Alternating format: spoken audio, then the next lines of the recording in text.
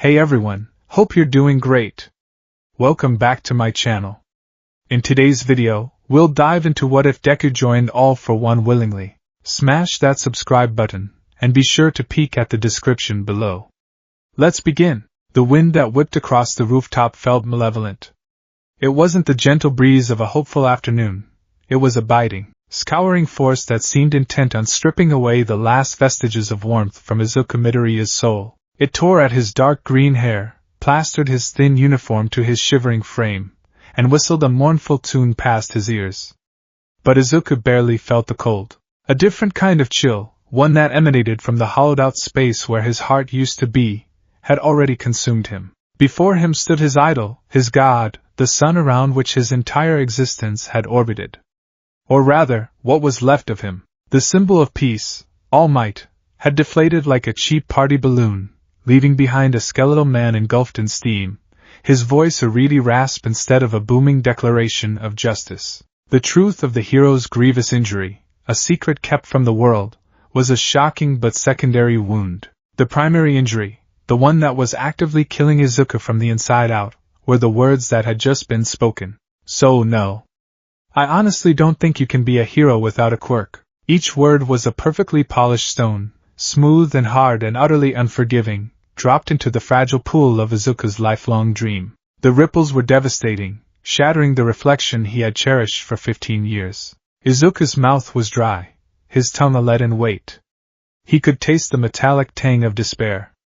I see, he managed to whisper, the sound stolen by the wind. His hands, clenched so tightly his knuckles were white mountains on a pale landscape, felt slick and numb. He had asked the question, the most important question of his life, and the universe, in the form of its greatest champion, had given him the worst possible answer. All Might, this gaunt figure named Toshinori Yaiti, looked at him with something akin to pity.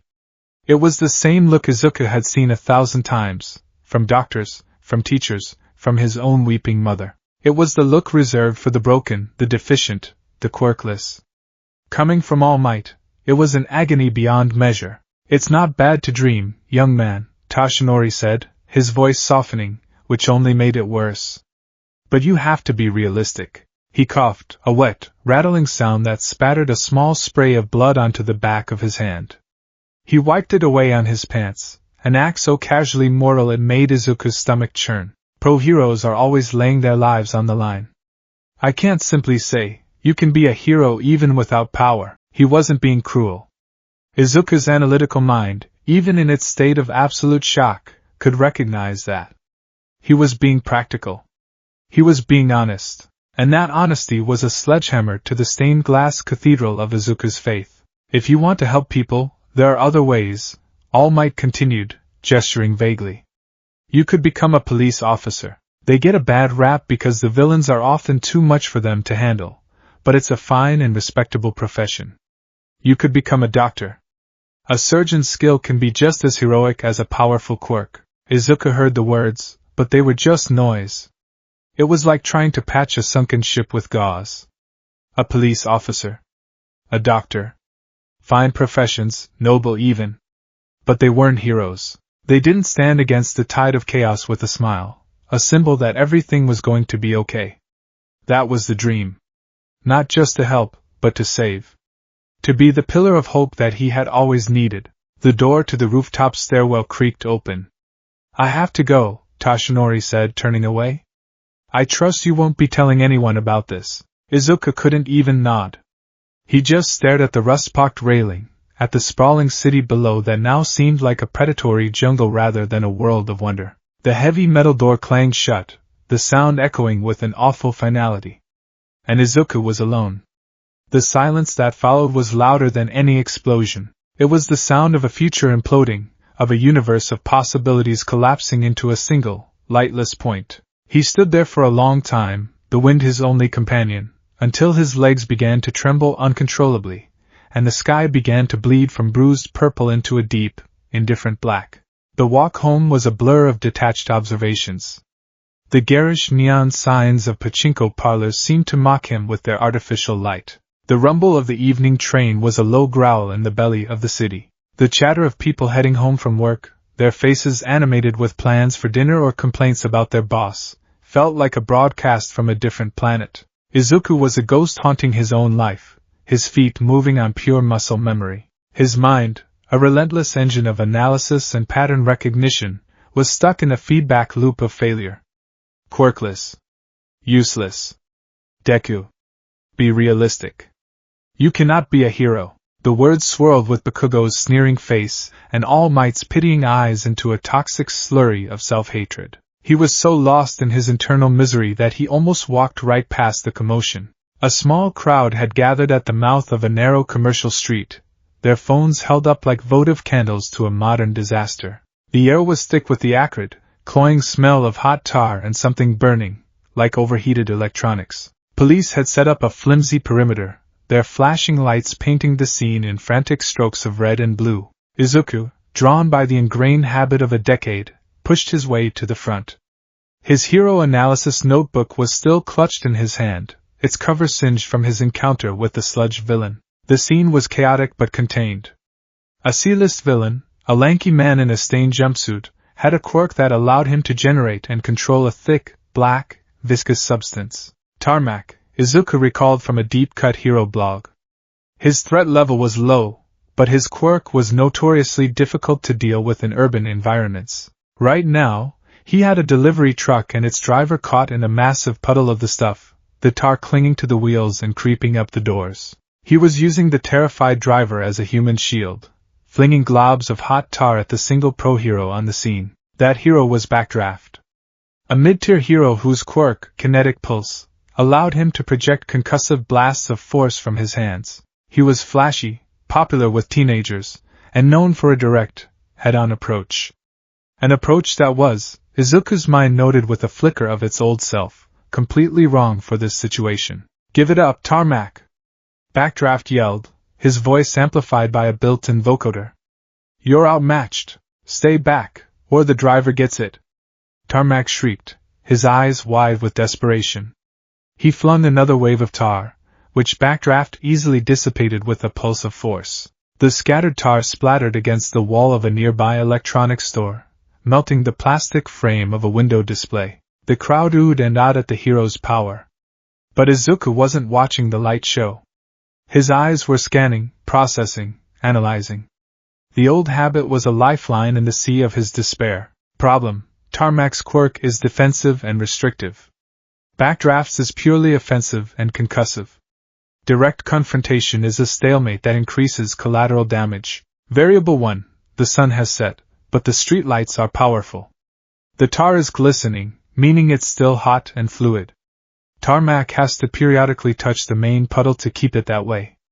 Izuku timed it. Every 45 seconds. A window of vulnerability. Variable 2, Backdraft is standing directly opposite the villain, a straight line of fire. Predictable. He's prioritizing his own heroic posturing over tactical positioning. Variable 3, the building facade next to the fight. An older structure, pre-quirk era regulations. Izuku could see spiderweb cracks in the plaster near the second-floor cornice, right where a previous blast of tar had been deflected. Backdraft's pulses weren't just hitting the tar, their shockwaves were rattling the whole street. Solution: the fight needed to be de-escalated, not won through brute force. Izuku's gaze flicked to a convenience store just inside the police line. He saw a fire extinguisher mounted on the wall. A CO2 extinguisher. Carbon dioxide is freezing cold when depressurized. It would flash freeze the tar, making it brittle and immobilizing the villain without a destructive fight. The hostage would be safe, the building would be safe, the street would be safe. It was simple. It was elegant. It was efficient. For a single, fleeting moment, the old Izuku sparked to life. He could help. He could make a difference. He saw a gap in the police line, where a young officer was distracted by his radio. Izuku slipped through, his heart a frantic drum against his ribs. He sprinted towards Backdraft, who was preparing another pulse. Wait! Stop!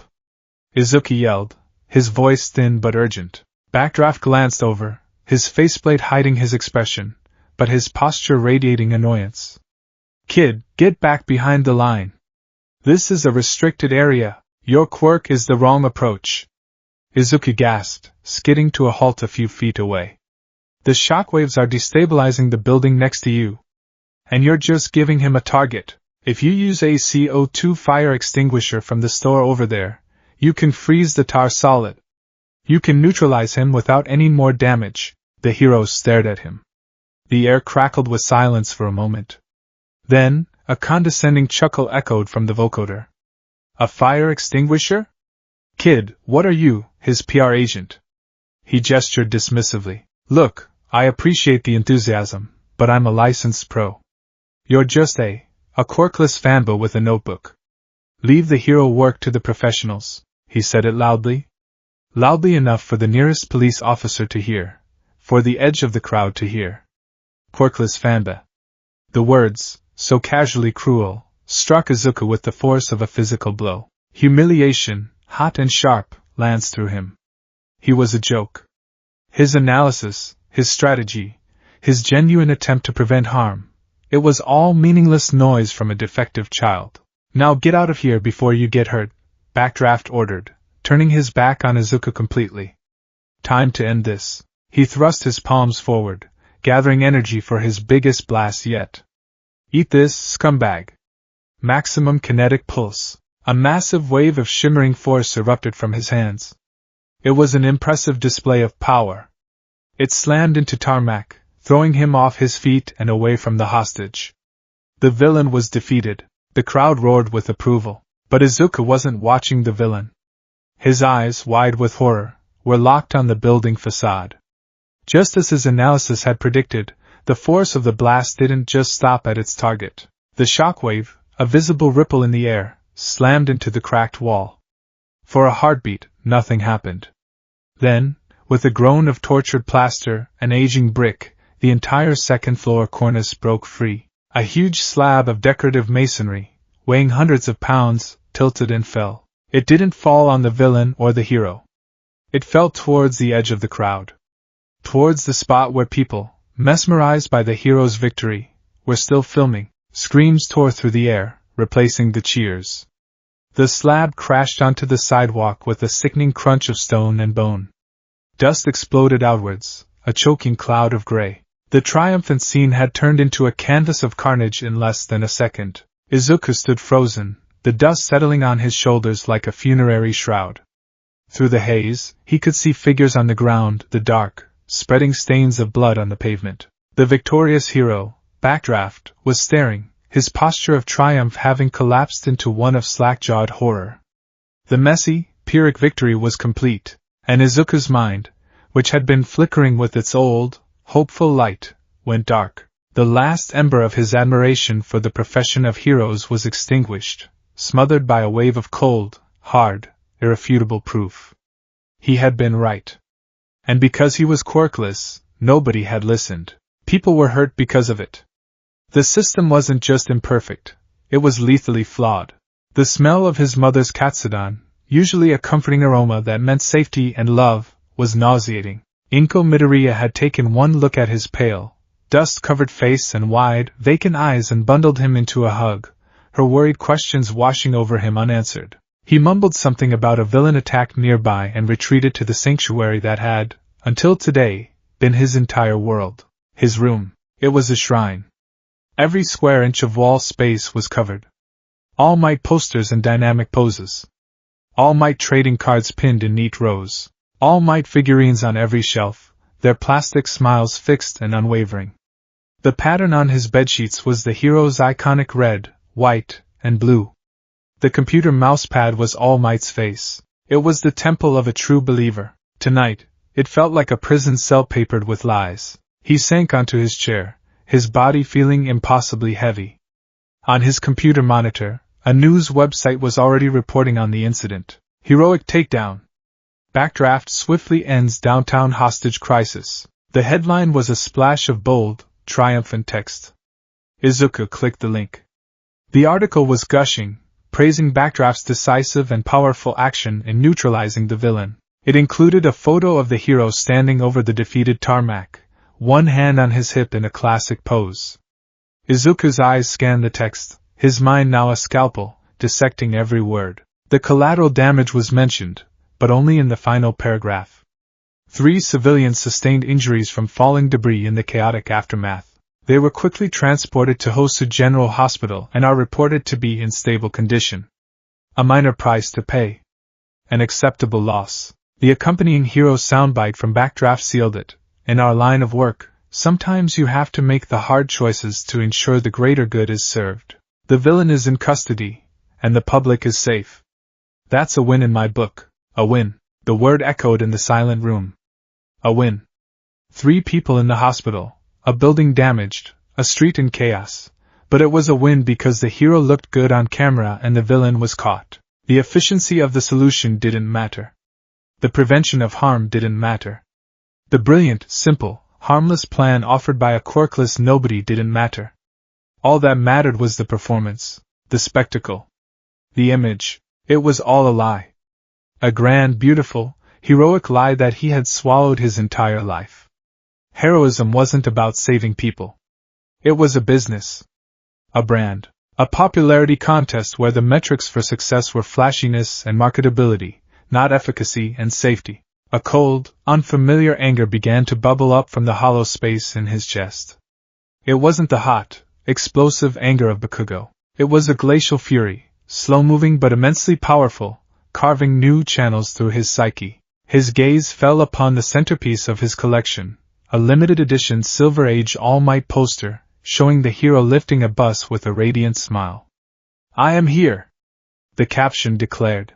Izuku stood up. His movements were stiff, robotic. He walked to the poster, his reflection a distorted shadow in the glossy finish. For a moment, he just stared at the smiling face, the face that had promised him he could be anything, the face that had ultimately confirmed he was nothing. With a deliberate, steady motion, he took hold of the top corners of the poster. There was no hesitation. No flicker of the old devotion. He simply pulled. The tape gave way with a soft rip. He held the poster in his hands for a second, then let it fall. It curled onto the floor, the smiling face landing downwards, hidden against the carpet. One by one, he began to dismantle his faith. The posters came down, not torn in a rage, but carefully removed and stacked. The figurines were taken from their shelves and placed in an old cardboard box. The trading cards were unpinned and slid back into their protective sleeves. It was not an act of destruction. It was an act of archiving. He was packing away a failed hypothesis, a childhood built on faulty data. His room, once a cacophony of color and hero worship, slowly became muted, plain, and sterile. The bare walls felt like an exhale. Finally, he sat at his desk. He took his latest notebook, Hero Analysis for the Future, Volume 13, the one still smelling of smoke and sludge. He looked at the hopeful title, at his own neat, optimistic handwriting. With a black marker, he drew a single, thick line through the words. He turned to the first blank page. The silence in the room was absolute now, a perfect vacuum for a new idea to form. His pen hovered over the paper. The thoughts came not as a frantic scrawl, but as a calm, ordered procession of logic. The system was the problem.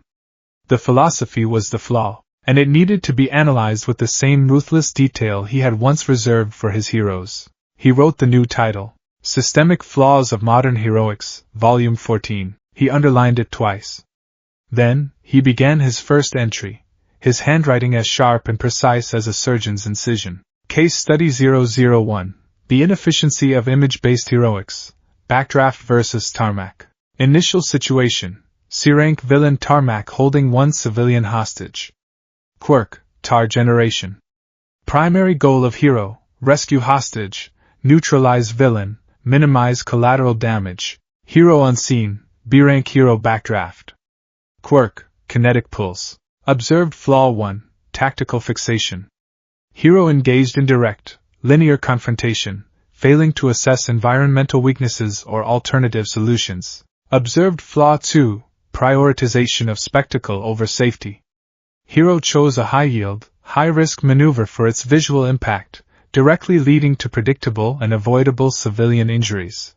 Conclusion: the current model of heroism incentivizes powerful, visually impressive quirks and confrontational resolutions, while discouraging strategic, non-violent, or intellectually driven solutions. The system does not reward saving lives, it rewards winning fights. This fundamental flaw represents a critical vulnerability in the entire structure of hero society. He wrote for hours, the words pouring out of him, cold and clear and utterly certain. The boy who wanted to be a hero was dead. In his place sat the analyst, the critic, the dissector of a broken world. He had lost his faith, but he had found something far more powerful, a purpose born from its ashes. Miles away, in a room devoid of light save for the cold glow of a bank of monitors, a figure sat entombed within a web of tubes and medical machinery. The rhythmic hiss and pump of a respirator was the only sound. On one of the central screens, a mosaic of images played out. One feed showed the exterior of the Midoriya apartment complex, a silent, black sedan parked across the street, its tinted windows betraying nothing. Another, pirated from a city-wide CCTV network, showed a high-angle view of Izuku's street. A third, more intimate feed displayed the contents of a compromised computer monitor. It showed the text being typed, the precise, damning words of Izuku's new analysis. A wheezing sound, a long, slow exhale that was almost a chuckle, disturbed the mechanical silence of the room. A second figure, a man made of shadow and mist, stood silently by the life support chair. Kurogyri, the distorted voice from the respirator rasped, the sound layered with centuries of cunning. The screen flickered, showing a close-up of Izuku's face, illuminated by his monitor. The boy's expression was one of intense, focused concentration. The tears were gone. The despair was gone. All that remained was a chilling clarity. "Look at that," all for one murmured, his unseen lips curling into a smile. Tamura screams and rages at the world, a child throwing a tantrum. He wants to break the toys. But this boy is different. He is carefully, methodically, taking the toys apart to show everyone how poorly they were made. He had been watching the boy for weeks, ever since his algorithms had flagged a series of exceptionally brilliant and anonymous online hero analyses. The rooftop incident had been a perfect catalyst, a beautifully cruel bit of serendipity. The subsequent incident with the incompetent hero, a gift. Such a brilliant, disillusioned mind, all for one wheezed, his voice filled with a genuine, predatory admiration. He saw the future not in Shigaraki's destructive impulse, but in this boy's deconstructive intellect. Power could be given. Quirks could be stolen and bestowed like party favors. But a mind like this? A mind like this had to be cultivated. It was a weapon far more potent than any fist. "Master?" Kurogyri's voice was a deep, placid rumble. "Your orders?" All for one's gaze remained fixed on the screen, on the boy who was single-handedly writing the manifesto for the downfall of hero society without even realizing it. He saw not a pawn, but a successor, not of his power perhaps, but of his will. The ultimate strategist to dismantle his enemy's legacy from the inside out. "He doesn't need a quirk," all for one said, the words resonating with absolute authority. "He needs a purpose. He needs a platform. He has found the cracks in the system all by himself. I will simply give him the tools to break it wide open." He turned his head slightly, the tubes and wires shifting with him. "Bring him to me." The days that followed were lived in grayscale. The world had not changed, but Izuku's perception of it had been irrevocably altered. He was like a man who had suddenly learned the language of the Matrix, seeing the churning, flawed code beneath the illusion of a functioning society. School, once a purgatory of bullying, became a laboratory for his new thesis. The casual use of quirks in the hallways, a student with extendable fingers snatching a pencil from across the aisle, a girl with glowing skin checking her makeup in her own reflection, no longer felt like simple facts of life. They were symptoms. They were the constant, low-level reinforcement of a social hierarchy built on a genetic lottery. Those with useful or cool quirks moved with an unearned confidence, a swagger that came from being born a winner. Those with weak or villainous quirks slunk in the corners, already branded. And then there was Izuku, the null set, the walking statistical anomaly. Bakugo's torment, too, had shifted in its meaning. Still scribbling in that creepy notebook, Deku? Katsuki Bakugo slammed his hand down on Izuku's desk, a series of sharp, contained explosions crackling from his palm as a show of intimidation. The scent of burnt sugar filled the air. "What's it for, huh? Still planning to be a hero?" I thought we went over this. You're less than nothing. The old Izuku would have flinched, stammered, and shrunk under the explosive glare. The new Izuku simply looked up, his green eyes oddly placid.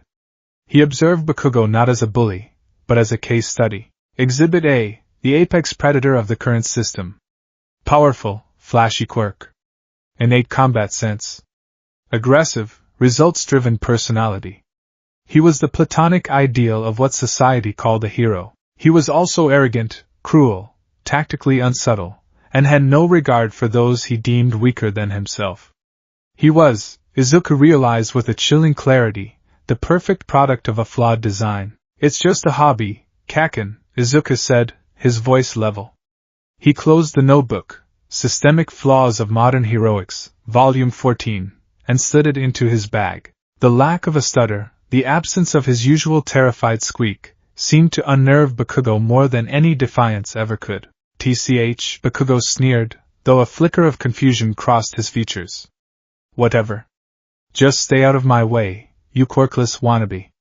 He stomped off, his cronies trailing in his wake like pilot fish. Izuku watched him go, a single thought echoing in his mind. You're not the hero this world needs, Kaken. You're the problem it celebrates. This newfound clarity was a lonely burden. He felt divorced from everyone around him.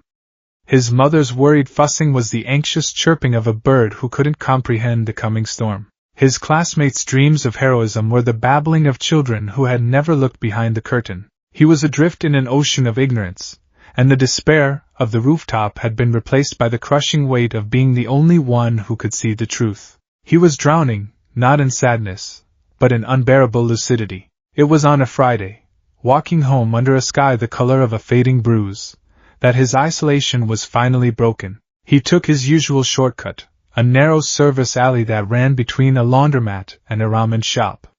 The air was thick with the scent of soap and pork broth.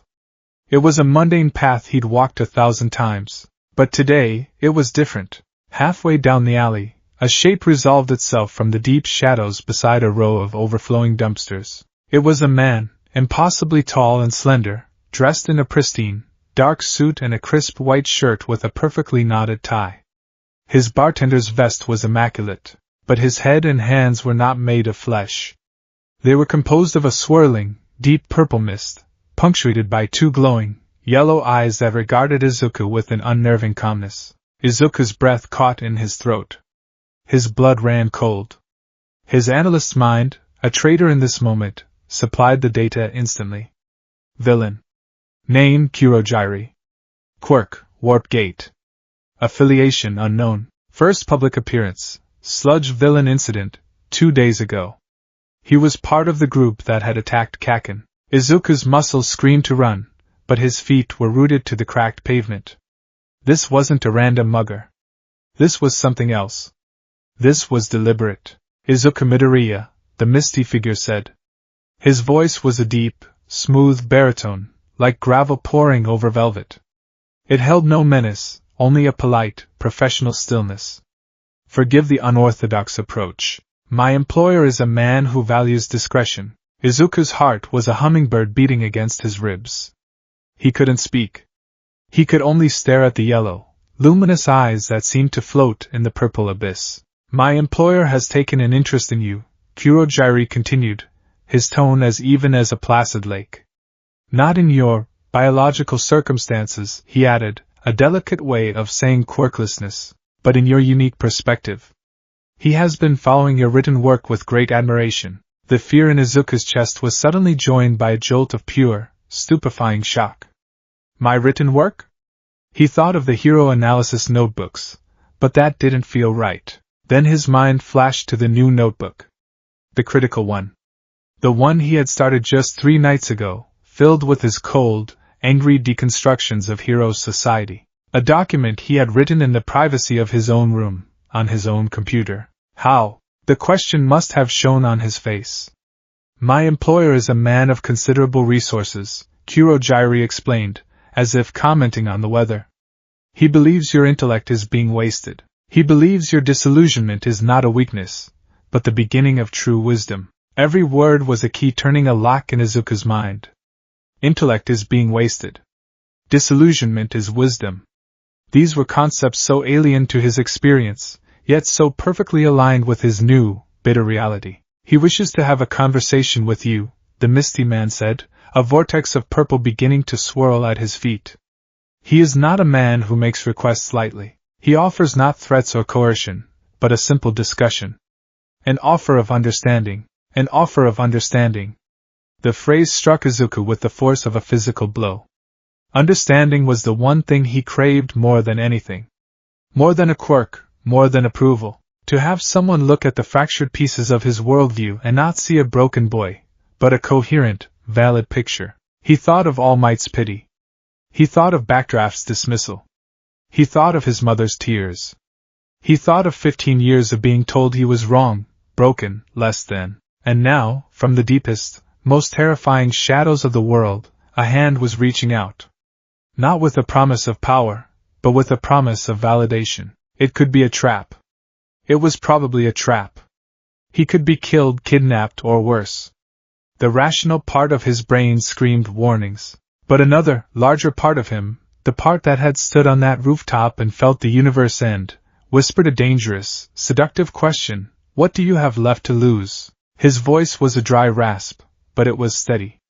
Okay. Kurojire's yellow eyes seemed to curve slightly, the closest he could get to a smile.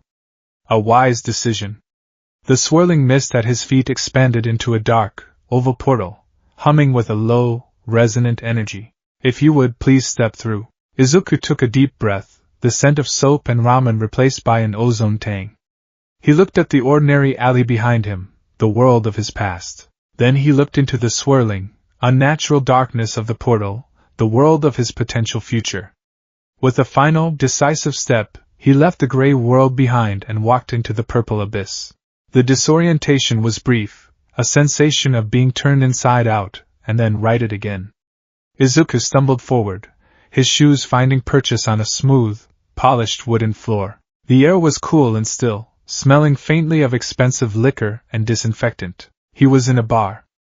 But it was unlike any bar he'd ever seen in movies. It was impeccably clean. The long wooden counter was polished to a mirror shine, reflecting the soft, ambient light from shaded lamps. Bottles of every shape and color were arranged on the shelves with mathematical precision. There were no patrons, no music, no sticky floors. The only sound was a soft, rhythmic hiss, hiss, pump, hiss, pump. The sound drew his gaze to the far end of the bar. There, mounted on the wall, was a large, flat-screen monitor. It displayed a single, static image, a man sitting in what looked like a high-tech throne, though it was more of a life support system. His face was a horrifying mask of scar tissue, with no discernible nose or eyes, only a mouth filled with tubes that snaked down to a complex apparatus on his chest. This was the source of the rhythmic hiss. This was the man who had defeated heroes for a century. This was all for one. Izuku Midoriya, a voice said. It was not a live voice, but one that came through the monitor's speakers, distorted and synthesized, layered with a faint, airy wheeze. Despite the artificial quality, it carried an immense weight of intelligence and ancient authority. Welcome. Thank you for accepting my invitation.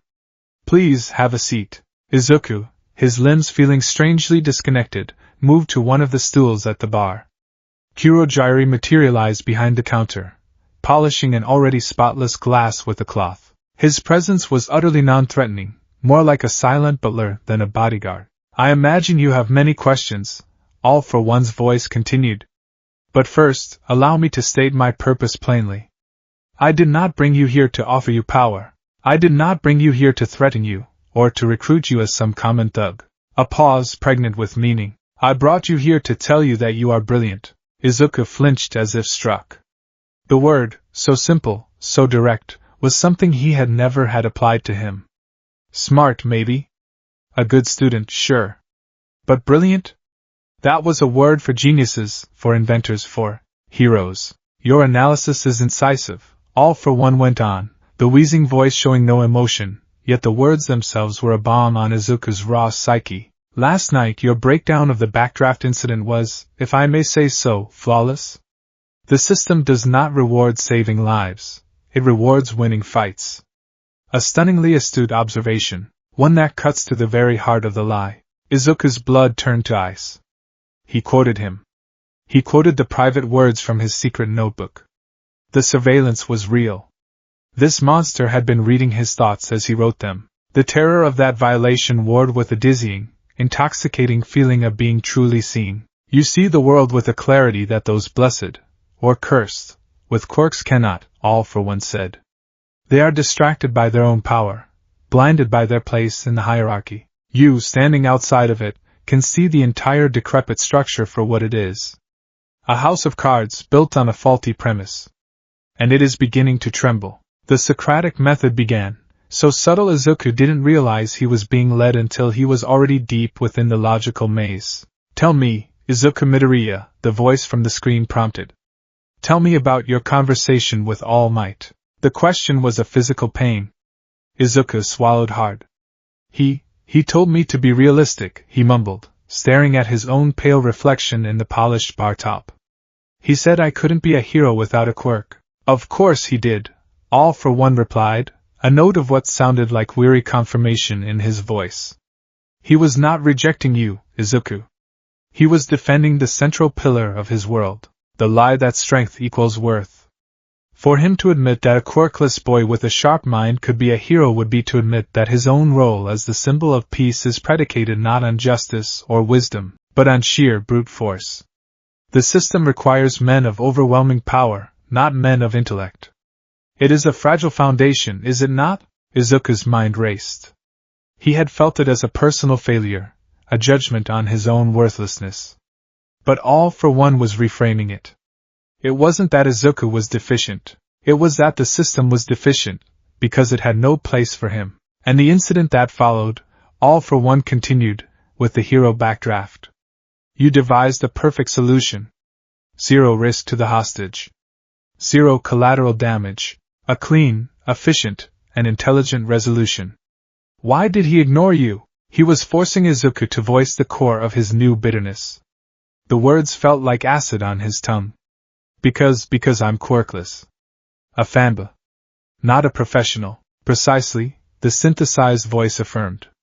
He did not evaluate the quality of your idea. He evaluated your status. In doing so, he made a decision that directly led to the injury of 3 innocent people and significant property damage.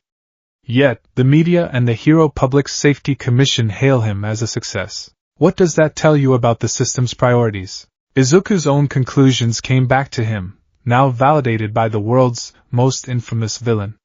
It prioritizes image, Izuku said, his voice gaining a measure of confidence. Spectacle. It's about maintaining a narrative of heroism, even when the actions themselves are inefficient or harmful. Excellent, All for One praised, and the words sent a forbidden thrill through Izuku. You see. You truly do. For 100 years, I have been painted as the ultimate evil. A monster who seeks to destroy. But what is it that I have truly done? I take the quirks that society deems villainous or useless from those who suffer, and I give them to those who can find purpose in them. I impose order on the chaos of the genetic lottery. The heroes? They maintain the chaos. Their flashy battles level city blocks. Their constant struggles create a perpetual state of fear that they, conveniently, are the only solution to. They are not keepers of the peace, Izuku. They are war profiteers, and the currency is their own fame. A new, radical picture of the world was being painted in Izuku's mind. A world where All for One wasn't a cartoon villain seeking world domination, but a grim pragmatist. A twisted, monstrous utilitarian trying to balance an unbalanced equation. He was the ultimate resource manager in a world drowning in poorly allocated resources. I do not seek to burn the world down, All for One said, his voice dropping to a conspiratorial whisper. Villain is a label created by my enemies to discredit the only real alternative to their broken status quo. I am not a villain. I am a sovereign. I am a stabilizer, and I believe the time has come for a fundamental reformation. To tear down the cult of personality that is Hero Society, and replace it with something more logical. More equitable. More stable. The vision was terrifying, audacious, and in a way that sickened and excited Izuku, it was profoundly logical. This wasn't the mad rambling of a Shigaraki. This was the cold, calculated philosophy of a revolutionary. But I am a creature of the shadows, the voice from the monitor confessed. My time, my methods, they are of a bygone era. I can break things. I can impose my will through force.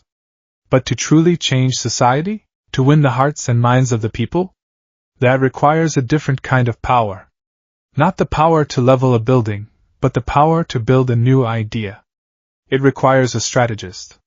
A visionary. Someone the people will listen to. The glowing yellow eyes of Kurojairi, who had remained silent throughout, were fixed on Izuku. The implication was clear, and it made the air in Izuku's lungs feel thin. All Might offered you nothing but a closed door, All for One stated. He looked at you and saw only what you lacked. The screen flickered, showing a close-up of All for One's mangled face. Even through the speakers, the intensity of his unseen gaze felt like a physical weight. I, on the other hand, look at you, Izuku Midoriya, and I see everything you are. A peerless analytical mind. A capacity for empathy that has been curdled into righteous cynicism. A desire not for fame or glory, but for genuine, effective change. I do not offer you a quirk to make you a cheap imitation of the heroes you now despise. He paused, letting the weight of his next words fill the room. I offer you the platform to use the mind you already possess. I offer you the tools, the resources, the unbridled support to put your brilliant analyses into practice. I offer you the chance to become the architect of a new world, to fix the broken system that discarded you. The final temptation was laid bare, a perfect, gleaming counterpoint to All Might's rejection. Join me, Izuku Midoriya. Let them have their muscle-bound symbols of peace. You and I will give the world something far more valuable, a symbol of ingenuity. Together, we will build a society where worth is not measured by a genetic lottery, but by merit, intellect, and will. Silence descended upon the bar. The only sound was the rhythmic hiss pump of the respirator, a mechanical heartbeat counting down to Izuku's decision. His mind was a maelstrom. A vision of his mother's worried face flashed before him, her gentle kindness a stark contrast to this cold, terrifying offer. He saw the brilliant, reassuring smile of All Might, the image that had been the sun of his solar system for so long. For a moment, the old Izuku, the hero worshipper, clawed at the walls of his heart, screaming that this was madness, that this was evil. But then, another image overpowered it. The memory of the cornice, a great slab of stone, breaking free. The screams of the crowd. The dark splash of blood on the pavement. The arrogant, dismissive face of the hero who had caused it. The headline that called it a win. That was the world of heroes. A world that had left him behind and would have let him die. A world that called preventable injury a success. A world that would never, ever listen to him. And here? Here was an offer not of power, but of purpose. An offer to use his greatest strength, the one thing everyone had always overlooked, his mind. A chance to stop being a victim of the system and become its judge, jury, and executioner. It was a monstrous choice. A villainous choice. But it was the only choice that made sense. He looked up from the polished bar, his own reflection staring back at him. His eyes were wide, but they were no longer the eyes of a frightened boy. They were the eyes of a man who had stared into the abyss and had found an answer looking back. He took a slow breath, steadying his resolve. The decision settled in his soul, not with a bang, but with a quiet, somber click, like a lock sliding into place. Yes, Izuku Midoriya said, his voice quiet, but utterly devoid of doubt. I will. On the screen, the ruined face of All for One did not move, but the synthetic voice carried a tone of profound, chilling satisfaction. Excellent. Then let us begin your real education. The affirmative yes hung in the sterile air of the bar, a vow spoken in a temple of shadows. For a moment, the only sound was the rhythmic, life-sustaining hiss of All for One's respirator, a stark reminder of the mortal fragility hidden beneath the monster's mythic reputation. Izuku's heart hammered against his ribs, not with fear, but with the adrenalized thrum of a decision from which there could be no retreat. He had just sworn allegiance to the bogeyman of the modern age. Kurojairi, ever the silent attendant, moved with liquid grace. This way, young master, he said, his baritone voice respectful. The title, young master, was so jarring, so completely at odds with 15 years of being Deku, that Izuku almost failed to register it. Kurogiri gestured towards a nondescript door behind the bar, one Izuku hadn't even noticed. Our agreement is predicated on understanding. The voice of All for One resonated from the monitor. It is only right that you see me not as a disembodied voice, but as your new mentor. The foundation of our partnership must be one of absolute transparency. Izuku's throat was dry as he followed Kurogiri through the door. He expected a dungeon, or perhaps a high-tech command center. Instead, he found himself in what looked like a sterile, private hospital room, albeit one equipped with a level of technology that would make Island's top scientists weep with envy. The walls were a soft, non-reflective gray, and the lighting was low and indirect. In the center of the room was the source of the hissing, the throne he had seen on the monitor. It was a terrifying marvel of biomechanical engineering. All for One was reclined in a complex chair, his body a nexus of tubes, wires, and whirring machinery. Transparent pipes carried fluids of various colors, some a nutrient-rich gold, others a dark, Venus red, into and out of his scarred form. Banks of monitors surrounded him, displaying a constant stream of data, his vitals, news feeds from around the globe, stock market tickers, and encrypted communication lines. It was not a throne of power, Izuku realized. It was a cage.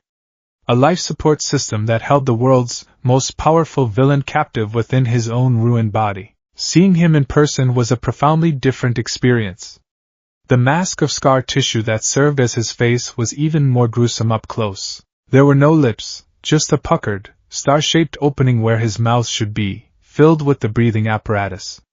His head was hairless and pale, the skin stretched taut over his skull. He had no eyes, but as Izuku approached, he felt a palpable sense of being seen, as if the man could perceive the world through a sense beyond sight. "Closer, my boy," the voice wheezed, this time coming directly from the vocalizer on his throat, raw and unmediated by speakers.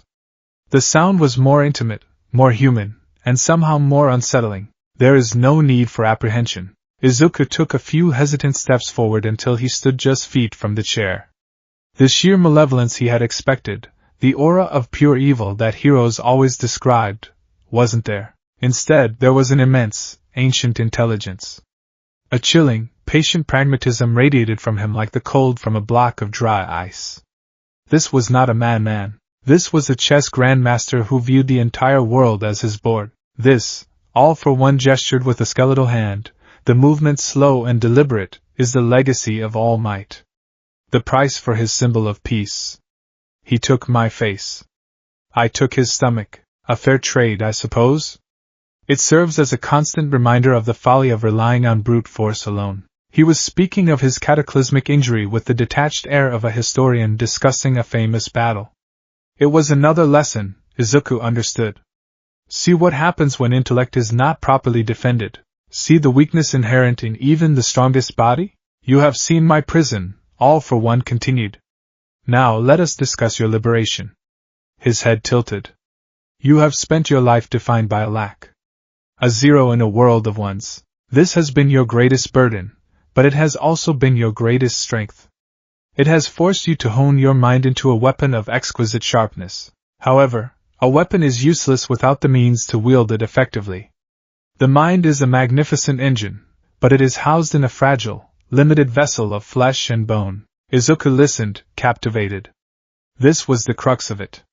His brain could run 1,000 simulations a minute, but his body couldn't keep up. He could devise the perfect plan, but he had no way to implement it himself. I promise you tools, not power, All for One said. I am a man of my word. I will not grant you a quirk that makes you a brawler or a powerhouse. That would be an insult to your true gifts. It would be like giving a master watchmaker a sledgehammer. No. Your first gift will be something far more appropriate. Something to enhance what you already are. With a languid motion, All for One raised his other hand. His scarred palm faced Izuku, and the air around it seemed to shimmer and distort. Izuku felt a strange, primal instinct, a mix of terror and awe, at the sight. This was it. The quirk that could steal and bestow quirks. The foundational power of this dark empire. There are thousands of quirks in my collection, Izuku, the villain explained, his voice a low hiss. Minor mutations, forgotten abilities, powers deemed too weak or too subtle for the grand stage of heroics. But a tool is only as weak as the hand that wields it. I have held this one for 60 years, taken from a disgraced stock market analyst who used it to predict market fluctuations. He saw it as a path to wealth. I saw its true potential. I have been waiting for the right mind to bestow it upon. A thin, crimson-black tendril of energy, no thicker than a thread, snaked out from all for one's palm. It writhed in the air for a moment before lancing forward, striking Izuku squarely in the center of his forehead. The sensation was indescribable. It was not pain. It was input. A torrent of pure information, of alien sensation, poured into his mind. It felt like a dam breaking, a lifetime of sensory deprivation suddenly flooded with a new, impossible sense. His vision fractured, splitting into 1,000 different angles at once. The steady hum of the machinery around him separated into its component frequencies, each one a distinct note in a complex symphony. He could feel the minute shifts in air pressure as Kurogyri breathed across the room. He could smell the ozone from the monitors, the sterile tang of the cleaning fluid on the floor, the faint, coppery scent of his own blood in his veins. His brain, his wonderfully analytical brain, was being drenched in a tsunami of data, and then, just as the overwhelming tide threatened to drown him, it coalesced. The fractured images snapped back into a single, cohesive picture, but it was a picture of impossible clarity. The world didn't just look clearer, it felt deeper. He could see the dust motes dancing in the air, not as a random cloud, but as individual particles following complex eddies of air currents. He could see the faint flicker of the LED on a monitor, timed perfectly with the fluctuations in the electrical grid. He looked at All for One's life support system and he didn't just see tubes and wires. He saw a complete schematic, a flowchart of function and purpose, laid bare in his mind's eye. Quirk, synaptic overclock, a voice whispered in the back of his mind. It wasn't All for One's voice. It was the quirk itself, an echo of its previous owner, a ghost in the machine of his own consciousness. Allows for hyper-accelerated information processing, multi-threaded thought processes, and enhanced sensory perception. User can run complex simulations and predictive models at speeds far exceeding normal cognitive function. Breathe, my boy, All for One's voice cut through the sensory flood. Do not fight it. Guide it. Your mind is the pilot now, not the passenger. Izuku took a ragged breath. He closed his eyes, and even then, the input didn't stop. He could visualize the room in perfect detail, mapped out in his mind by the echo of sound waves and the feel of air currents on his skin. He focused, channeling his thoughts, forcing the torrent of information into structured streams.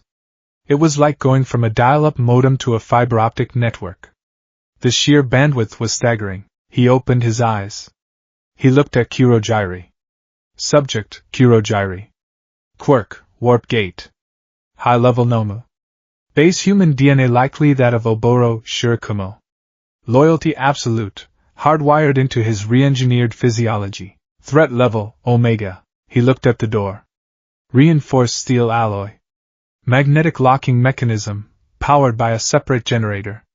Emergency override requires a two-part code, one held by Kurogyri, one by Master. He looked at his own hands. Slight tremor in the left pinky finger. Heart rate, 110 BPM, decelerating. Adrenaline levels elevated but receding. Blood pressure, 135/85. I see. Izuku whispered, his own voice sounding distant. You see the code beneath the world, All for One finished for him, a note of immense satisfaction in his tone. Be warned. It is a powerful tool, but it puts immense strain on its biological host. Overuse, especially at first, will result in severe migraines, cerebral hemorrhaging, and a complete shutdown of the nervous system. You will need to train, to build up your tolerance. But in time, there will be no plan you cannot formulate, no strategy you cannot counter, no secret you cannot deduce. A sharp, stabbing pain suddenly lanced behind Izuku's right eye, a preview of the promised drawbacks. He winced, and a single, thick drop of blood dripped from his nose, splattering onto the pristine floor. Kurogyri was instantly there with a handkerchief, handing it to Izuku without a word. A small price for omniscience, wouldn't you agree? All for one said, ignoring the blood. You are no longer quirkless, Izuku Midoriya. You are enhanced. Izuku pressed the cloth to his nose, the throbbing in his skull a dull counterpoint to the exhilarating hum of his newly awakened mind. He was more than he had been a minute ago. He was something new. He felt the weight of his old identity, the name that had been a brand of shame his entire life, begin to feel ill-fitting, like a child's clothes, as if reading his thoughts. And with his new quirk, Izuku suspected he very well might be. All for one spoke again. The boy who wanted to be a hero is gone. Izuku Midoriya, the quirkless outcast, is a ghost. A new purpose requires a new name. A symbol for your new path. Have you considered what you will be called? Izuku lowered the handkerchief, his mind racing through possibilities. He could choose something fearsome. Something intellectual. The analyst. The architect. Enigma. They all sounded like cheap comic book titles. They were labels. They weren't him. His new quirk was already running simulations, cross-referencing emotional impact, historical context, psychological weight. What name would carry the most meaning? What name would serve as a constant reminder of his purpose, his origin, and his mission? And then, the answer came, simple and terrible and perfect. A name that had been used to hurt him, to diminish him, to define him as useless. A name that he would now take, twist, and reforge into a weapon. A name that, when spoken by his enemies, would be a constant reminder of their own failure, their own misjudgment. They had created this. Now they would have to face it. He met All for One's unseen gaze, his own eyes burning with a cold, newfound fire. My name, he said, his voice hard as flint, is Deku. A wheezing laugh, like the sound of dry leaves skittering across pavement, emanated from All for One's respirator. It was a sound of pure, unadulterated delight. Oh, magnificent, the villain breathed. To take their insult and wear it as a crown of thorns. To turn their derision into your declaration of war. How utterly, beautifully poetic. Deku, the one who will demonstrate the foolishness of their entire world. The one who approved them all wrong. He savored the name, rolling it around in his synthesized voice. Very well. Deku. Your education began the moment you started that new notebook. Now, it is time for your first assignment. All for One gestured to a nearby monitor, which flickered to life.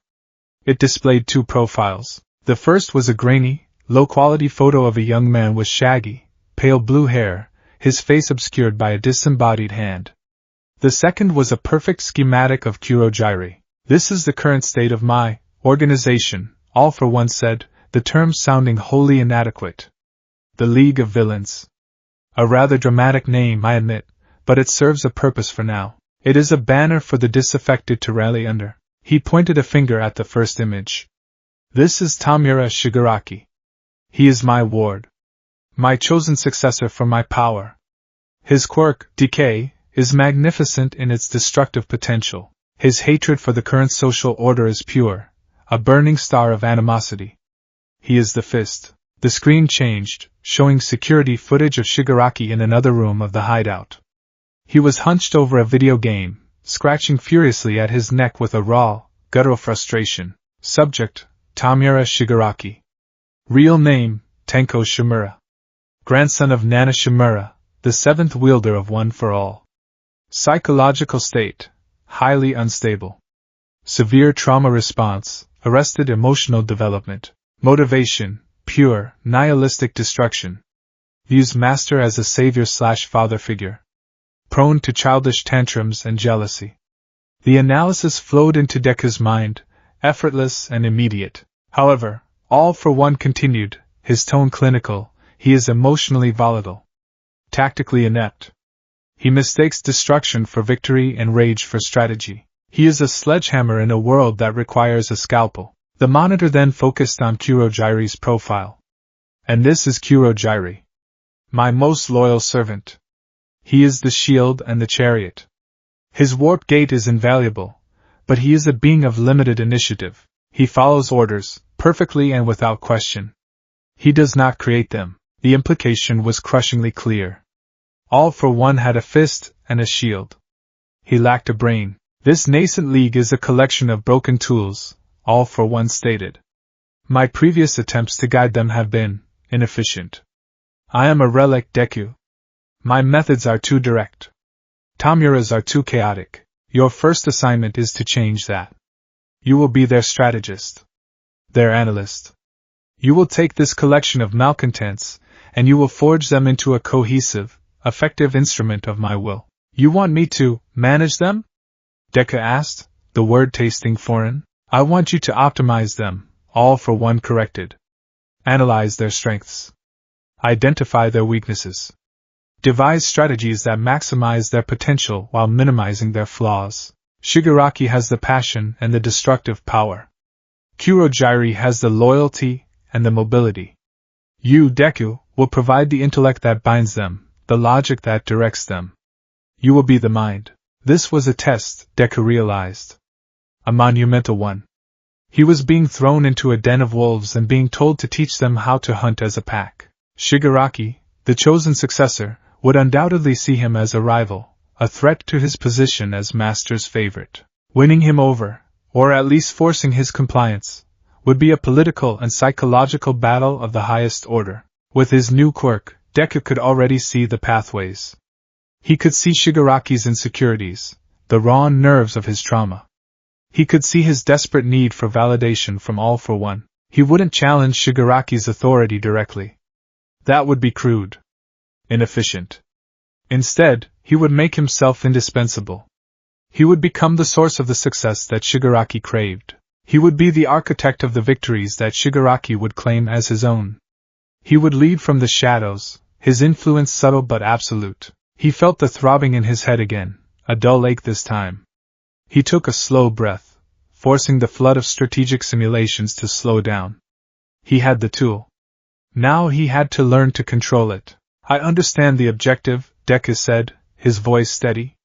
He met All for One's unseen gaze, a student addressing his new master. I will analyze the assets. I will formulate a plan. I will turn your League of Villains into an effective operational unit. A low, satisfied hum came from the respirator. I knew you would. Tamura is an instrument of chaos. You, my boy, will be an agent of change. True, lasting change. And our first grand symphony of change will be an attack on the very heart of the hero world's indoctrination machine. A new image appeared on the main screen, a detailed blueprint that Deku recognized instantly.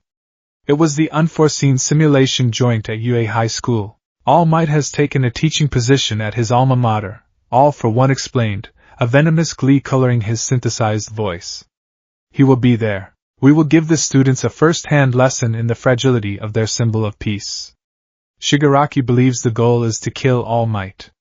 He is wrong. The villain's true, terrifying genius was laid bare. The goal, All for One said, is to expose him. To shatter the myth.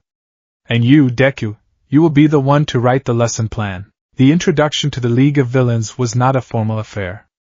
There was no grand speech, no ceremony. It was as jarring and unceremonious as being shoved into a cage of hungry dogs. After his audience with All for One, Kurogyri had warped Deku from the sterile medical bay back into the main bar area.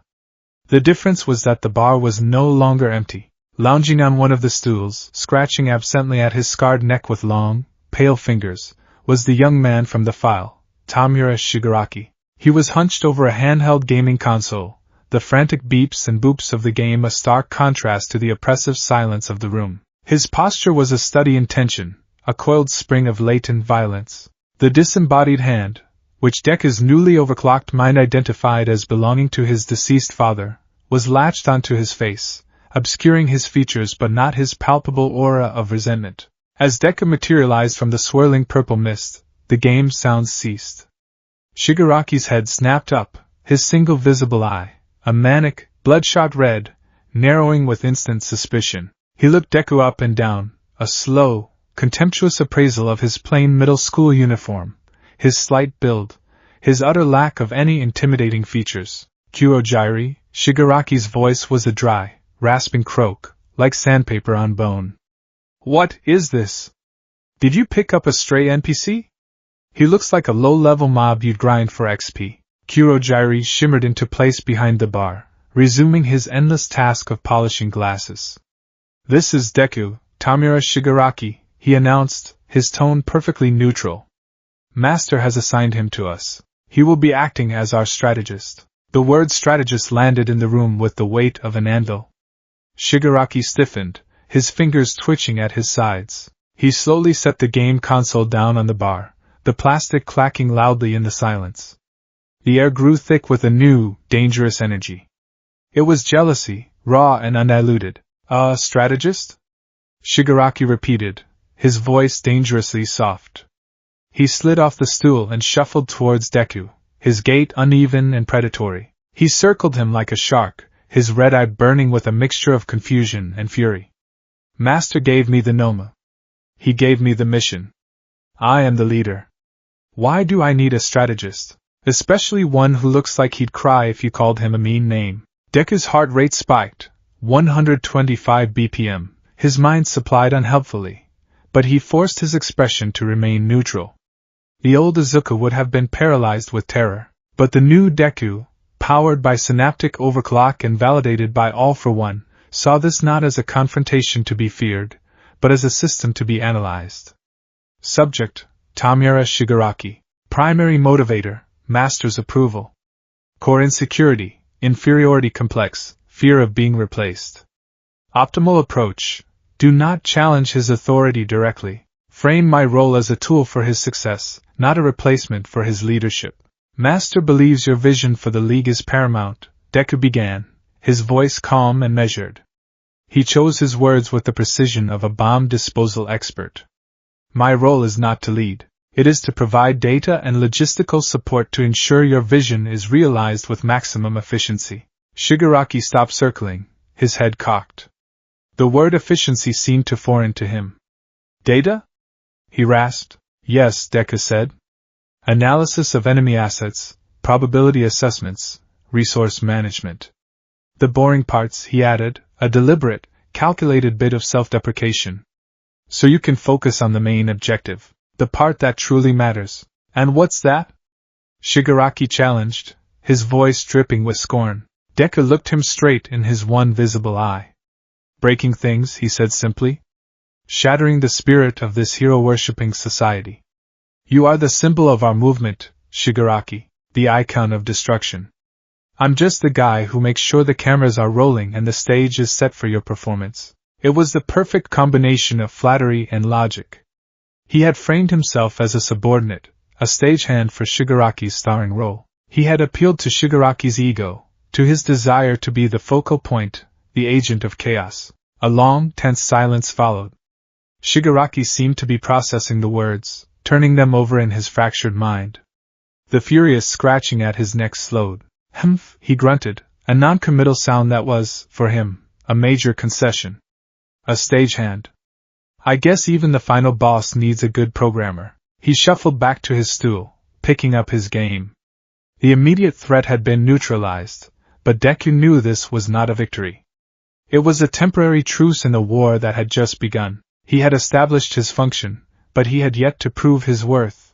The proving ground was a small, windowless back room, furnished with nothing but a metal table and a few chairs. For the next 3 days, Deku immersed himself in the data All for One provided through a secured laptop. It was an intelligence treasure trove, UAs, complete blueprints, class schedules, teacher rosters with detailed quirk analyses, and even the student files for Class 1A, including footage from their entrance exams. It was a level of infiltration that spoke to All for One's terrifying reach. As he worked, his new quirk was a roaring furnace in his mind. The initial, overwhelming flood of data had subsided, and he was learning to direct its power. He could now hold multiple complex thoughts simultaneously, running simulations on one mental track while cross-referencing data on another. The migraines were a constant, low-level throb behind his eyes, and he had to take frequent breaks, his nose bleeding sluggishly if he pushed too hard, but the results were undeniable. He didn't just plan an attack. He choreographed a symphony of psychological terror. On the 4th day, he was ready. He sat at the table with Shigaraki and Kurojairi. Between them, he had laid out a hand-drawn map of the unforeseen simulation joint, annotated with dozens of precise, numbered notes. The operation at the USJ, Deku began, his tone all business. The goal Master has set is not to kill All Might. Shigaraki immediately bristled. What? That's the whole point. He's the final boss. If we kill the symbol of peace, it's game over for the heroes. No, Deku countered calmly. If you kill him, you make him a martyr. A dead symbol is often more powerful than a living one. It inspires others. It fuels their resolve. A dead All Might becomes a legend. He leaned forward, tapping a finger on the map. But a broken All Might, a weak, pathetic, bleeding All Might, exposed for the fraud he is in front of his own students and the entire world, that shatters the legend. It breeds distrust. It creates fear. Killing him is a short-term victory. Humiliating him is a long-term societal poison. That is our primary objective. Shigaraki stared at him, his red eye wide. The concept was entirely new to him. He thought in terms of hit points and game overs. Deku was talking about narrative warfare. Deku pressed his advantage, his voice radiating a confidence he'd never known. I have analyzed the assets you've assembled, the collection of street thugs and low-level villains.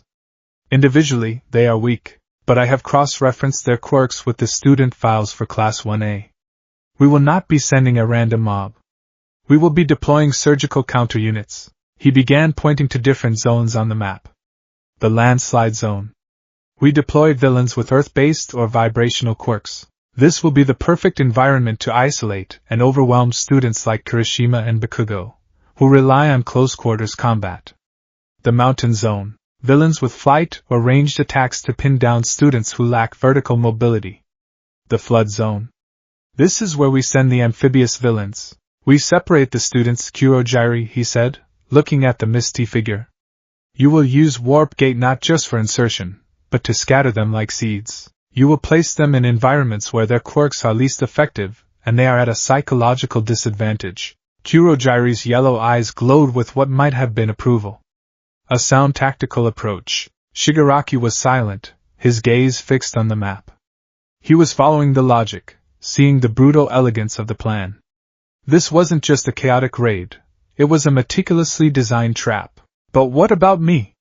Shigaraki rasped, a hint of his earlier petulance returning. What do I get to do?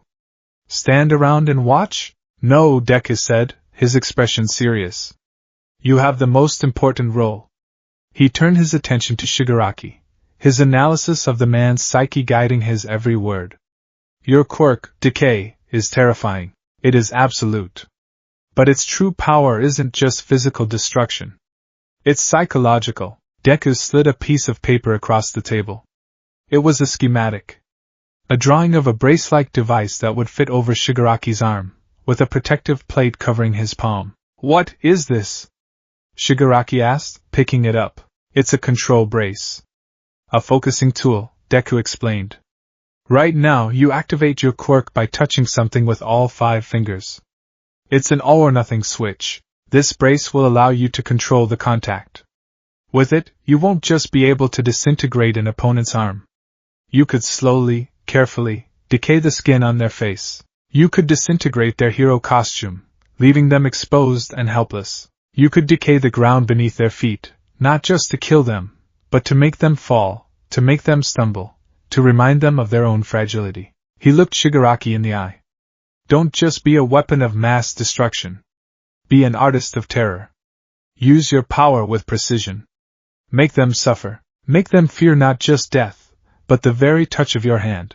This was a revelation to Shigaraki. For his entire life, his quirk had been a curse, a destructive impulse he couldn't control. All for One had told him it was powerful, but no one had ever told him it could be finessed. No one had ever looked at his horrifying ability and seen the potential for artistry. He stared at the drawing, then at his own pale, trembling hands. The constant, furious scratching at his neck stopped completely. A slow, deeply unsettling smile stretched the skin around his visible eye. An artist, he whispered, the sound full of a newfound, terrible glee.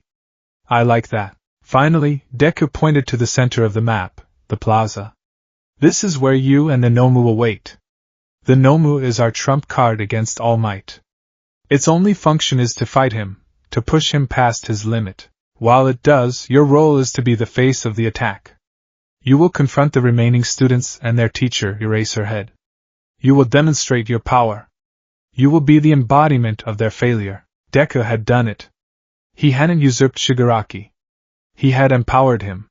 He had given him a more refined way to use his power, a more significant role in the plan, and a narrative that appealed directly to his sadistic ego. He had turned the League's most volatile and unstable element into its focused, terrifying centerpiece. Master will have the brace fabricated immediately, Kurogyri stated. Shigaraki looked from the map to Deku, his red eye holding a new, complex emotion. It wasn't friendship. It wasn't even true respect. It was a grudging, resentful acknowledgement of competence. Deku wasn't a rival for Master's affection. He was a tool, a high-level cheat code that would help Shigaraki finally win the game. Fine, Shigaraki rasped, that dry smile still on his face. We'll do it your way, strategist. But if this fails, I'll decay you myself, piece by piece. The threat was real, but it lacked the earlier heat. It was a statement of fact, not an emotional outburst. Deku simply nodded. I have a 92.7% confidence rating in this operational structure, Deku replied, the numbers flowing from him as easily as breath. Failure is a statistical improbability. As the day of the attack neared, the hideout became a bizarre caricature of a family home. Deku, as the de facto brain of the operation, became an object of strange fascination for the other, more permanent members of their dysfunctional household. His relationship with Shigaraki settled into a tense, but stable, equilibrium. Shigaraki would still sneer at him, call him an NPC, and complain about his boring obsession with details. But he would also, begrudgingly, listen. He would bring Deku problems, phrased as complaints, and Deku would provide solutions, phrased as suggestions. These rental thugs are idiots. They won't listen to anything I say. Shigaraki would rage after a failed attempt to brief the hired muscle. Their motivations are purely financial, Deku would reply without looking up from his laptop. Establish a bonus structure for meeting specific objectives and a penalty for insubordination. Frame it as a game with a high score. They'll understand that. And it would work. Kurogyri, for his part, treated Deku with a profound and unwavering respect. He became a silent enabler, a facilitator for Deku's needs. If Deku needed information, Kurogyri would procure it.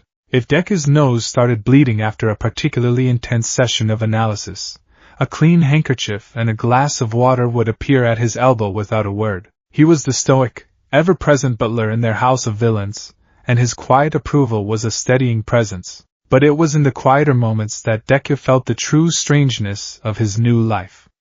He was still Izuku Midoriya. He still went home every night to his mother's worried face and warm meals. He would do his school homework, then retreat to his room to plan the downfall of Heroes Society. He was living a double life of impossible proportions. One evening, he was analyzing weaknesses in Eraserhead's fighting style, relies heavily on his capture weapon, creating a predictable attack radius. Erasure is line-of-sight dependent and ineffective against mutant-type quirks. Drawback of dry eye necessitates periodic blinking, creating microsecond openings. When a wave of dizziness hit him, the migraine that had been a low thrum exploded into a blinding spike of pain. Black spots danced in his vision, and the metallic taste of blood filled his mouth. He had pushed himself too far. He stumbled back from his desk, knocking over his chair, and collapsed onto his bed, groaning. His head felt like it was splitting open. Izuku? Honey? Is everything okay in there? His mother's voice, soft and concerned, came from the other side of the door. Panic flared in his chest, colder than the pain. I'm fine, Mom. He called out, his voice strained.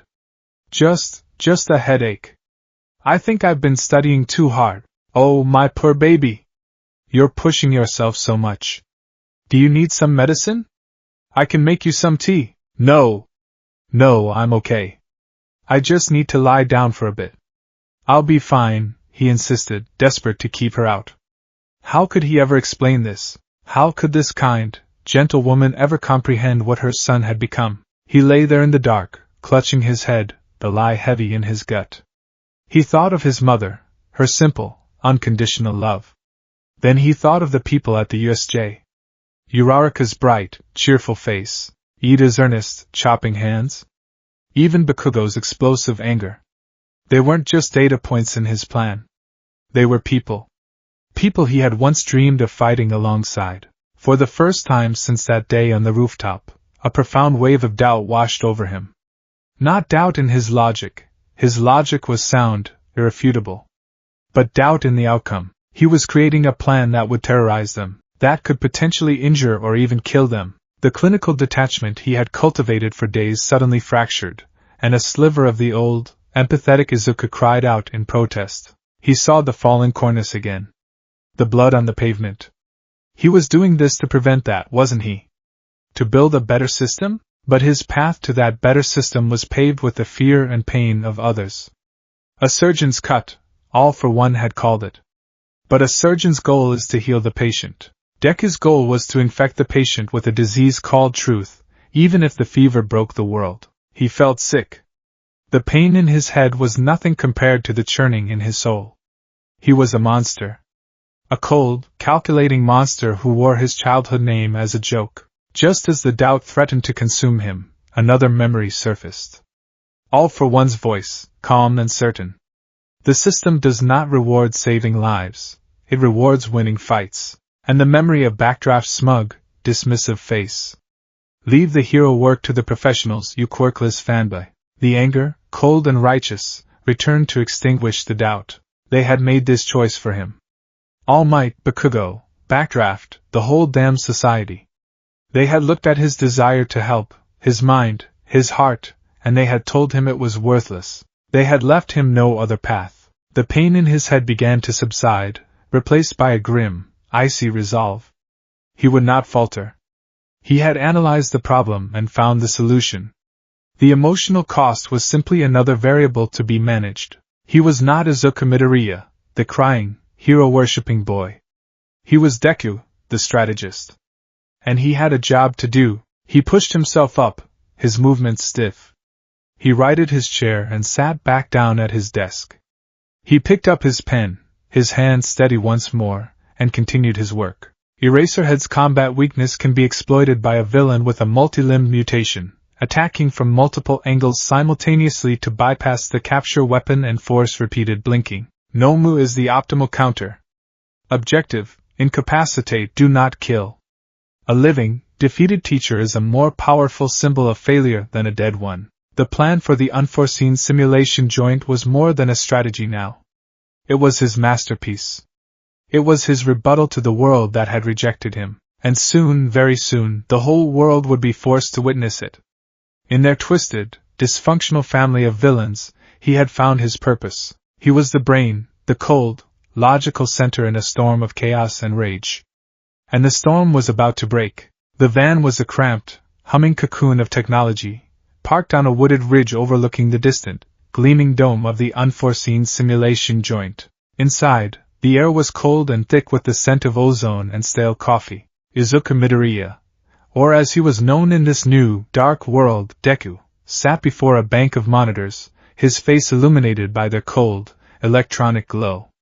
He was no longer a boy in a school uniform. He wore a simple black tactical jumpsuit, functional and anonymous, and a lightweight headset that fed him a constant stream of audio from the dozen micro-drones he had personally calibrated and deployed around the target area. His new quirk, synaptic overclock, was a low, constant hum at the base of his skull. It wasn't the agonizing roar of its initial activation anymore. He had spent every spare moment training, pushing his limits, learning to throttle the immense processing power. Now, it was a finely tuned engine, allowing him to perceive the world as a cascading flow of data. On one screen, he had the architectural schematic of the USJ. On another, live video feeds from his drones. A third displayed the vitals of the asset codenamed Nomu, while a fourth ran predictive algorithms on hero response times. He was not on the front lines. A strategist's place was not in the fray. A strategist's place was here, in the God seat, with a perfect, detached view of the entire battlefield. He was the conductor, and the terrified screams of heroes in training were about to become his symphony.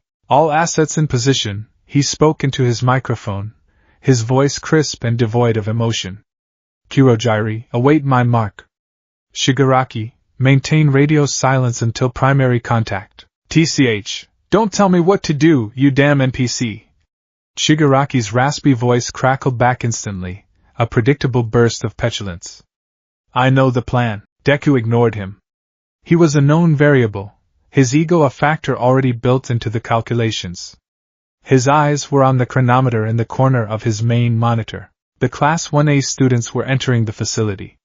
He saw them through a drone perched high in the rafters, a gaggle of bright-eyed, optimistic children, chattering excitedly as the Space Hero, 13, began her introductory speech. He saw Uraraka's bubbly smile, Ida's rigid posture, Bakugo's bored scowl. For a flickering microsecond, he felt a pang of something, a ghost of a memory, of a life where he stood among them. He ruthlessly suppressed it. They were not people. They were targets. The chronometer hit the designated time. 13th's speech was just finishing. Perfect. Mark, Deku said calmly. Kurogyri, initiate insertion. Phase 1 begins now. In the center of the USJ Plaza, reality tore open. A swirling vortex of purple-black mist bled into existence, a wound in the fabric of space. It expanded rapidly, and from its depths, figures began to emerge. Dozens of them, a motley, terrifying collection of villains, their eyes glinting with malice. And at their forefront, Shigaraki, the hand father fixed to his face, his new control brace gleaming on his arm. The effect was instantaneous and total. The students' cheerful chatter died, replaced by gasps of shock and fear. The pro-heroes, Aizawa and 13, immediately snapped into combat stances. Has the training started already? Kirishima's voice, picked up by a nearby drone, was confused. I thought we were doing rescue stuff. They are real villains, Aizawa's grim voice cut through the air. The teacher's capture weapon unfurled around his neck like a nest of white snakes. This was the moment. The first note of the symphony. Kurogyri, Deku commanded, initiate dispersal protocol Alpha. Do not give them time to rally. Isolate and terrorize. As you command? Kurogyri's voice rumbled. Before Aizawa could even leap into action, Kurogyri's misty form exploded outwards, engulfing the plaza. It was not a chaotic attack, it was a precise, calculated maneuver. The students cried out in alarm as the purple fog swallowed them. Deku watched on his multi-panel display as his plan unfolded with flawless precision. A drone feed from the flood zone flickered to life. He saw Tsuyu Ajui, Minoru Mineta, and, to his own surprise, himself from a different life, materializing on a boat in the middle of the artificial lake. No, not him. A boy who looked like him. A variable he hadn't accounted for, but it didn't matter. He saw the amphibious villains with shark-like quirks rise from the water, their teeth bared in predatory grins. Asset deployment, correct. Tsuyu's frog abilities give her an advantage in water, but she is outnumbered in facing villains specifically adapted to this environment. Mineta's quirk is useless here. Optimal outcome, psychological distress and containment. Another feed, the landslide zone. Kirishima and Bakugo appeared in a torrent of falling rocks. Deku watched, a flicker of professional interest in his eyes.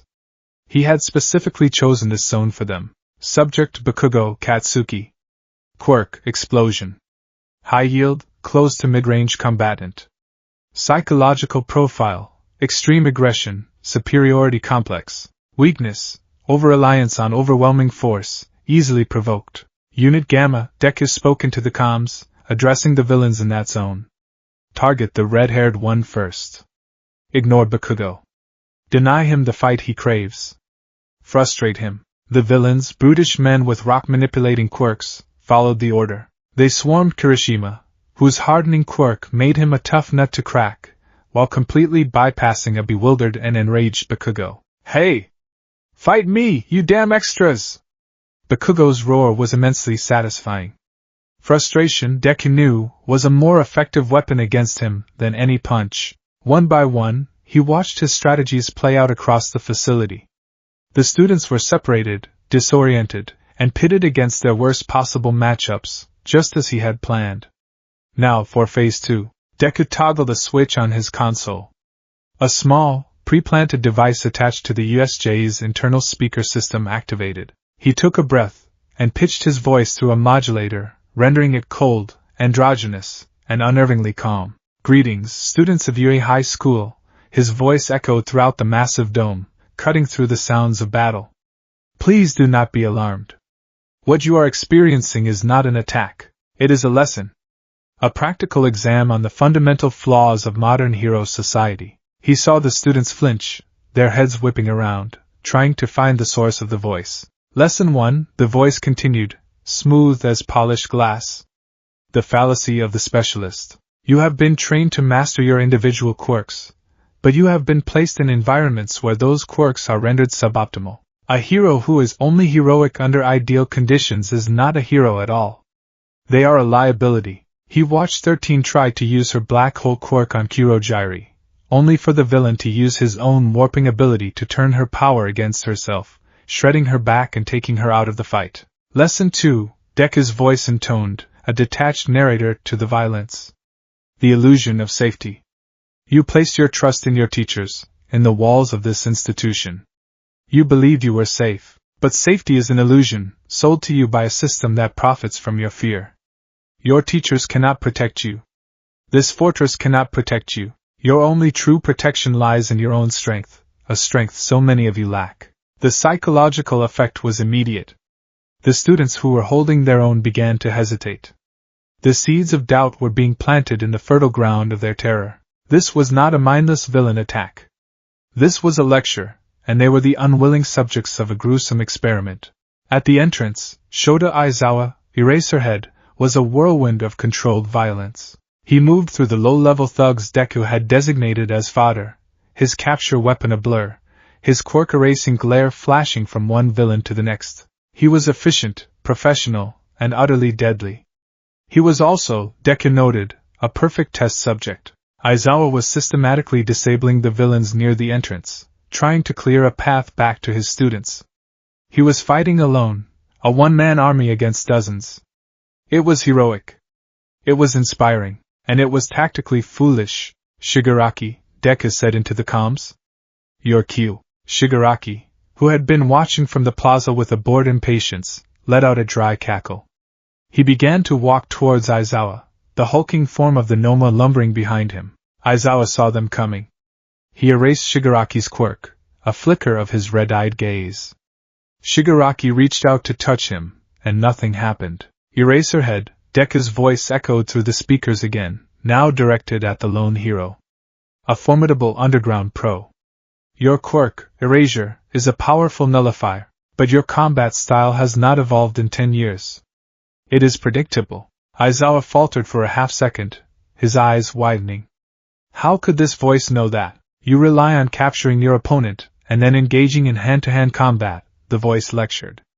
An effective strategy against a single opponent. But what is your counter for an opponent who does not need a quirk to overpower you? As if on command, the Noma moved.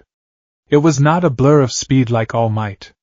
It was a terrifying, unnatural burst of motion, a glitch in reality. It closed the distance to Aizawa in an instant. Aizawa, relying on his years of experience, dodged the first blow, his capture weapon lashing out to wrap around the creature's arm. It had no effect. The Noma grabbed him. Aizawa's quirk was useless against this mountain of bioengineered muscle. And then there's the drawback you work so hard to conceal. Deku's voice continued cold and academic. Your quirk deactivates when you blink. The longer you use it, the drier your eyes become, forcing you to blink more frequently.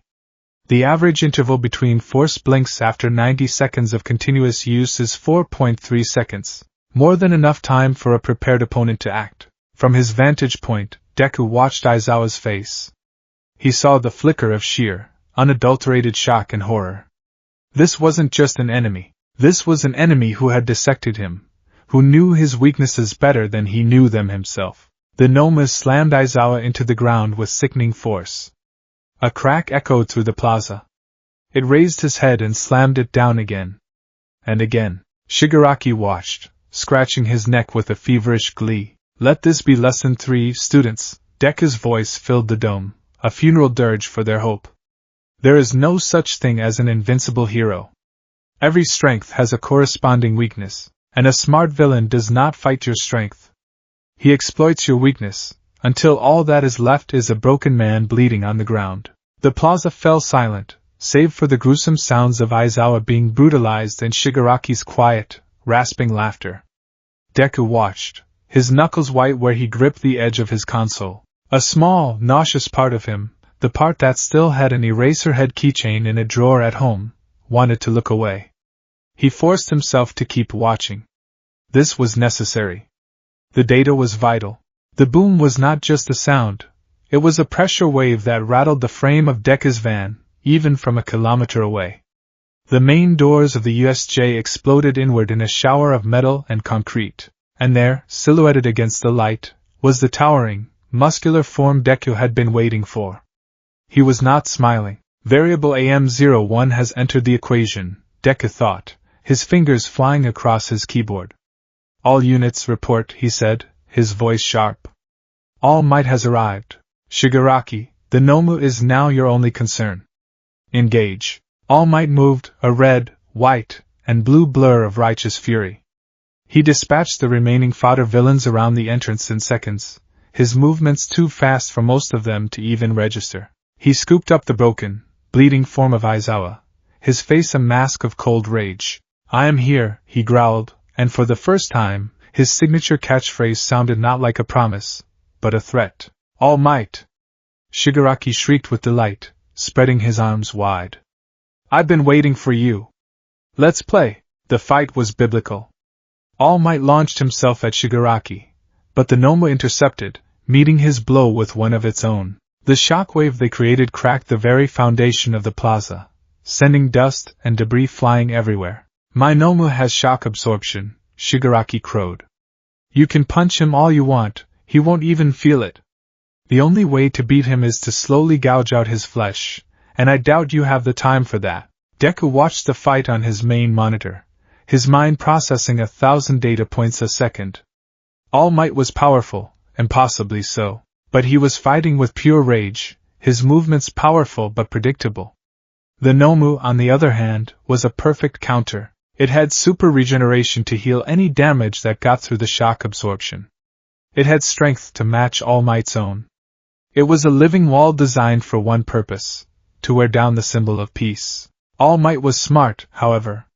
He quickly realized he couldn't win a battle of attrition. He switched tactics, using his speed and strength to suplex the Nomu, driving it headfirst into the concrete with enough force to create a massive crater. He was trying to cause a concussion, to incapacitate its brain, bypassing the regeneration and absorption. A brilliant move. It was time for Phase 3. The true purpose of the attack. Kurogyri, Deku ordered, his voice tight. Intervention protocol, staccato. On my mark.